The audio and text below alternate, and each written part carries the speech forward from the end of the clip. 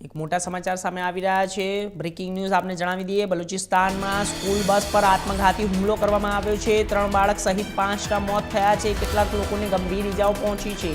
મોટા સમાચાર આપને આપી દઈએ, ઇસ્લામાબાદના પાકિસ્તાનમાં અશાંત બલુચિસ્તાન પ્રાંતમાં આત્મઘાતી હુમલામાં 3 બાળકો સહિત 5ના મોત થયા છે અને કેટલાય લોકોને ગંભીર ઈજા પહોંચી છે। આ બનાવ ખુજદાર જિલ્લામાં બની હતી અને સ્કૂલ બસમાં બાળકોને લઈને જઈ રહી હતી તે દરમિયાન ટાર્ગેટ કરવામાં આવ્યો હતો બસને અને પાકિસ્તાન આર્મીએ આ હુમલાને કાયરતાપૂર્વક પણ ગણાવ્યું છે। આપને જણાવી દઈએ, બલુચિસ્તાનમાં સ્કૂલ બસ પર હુમલો કરવામાં આવ્યો છે।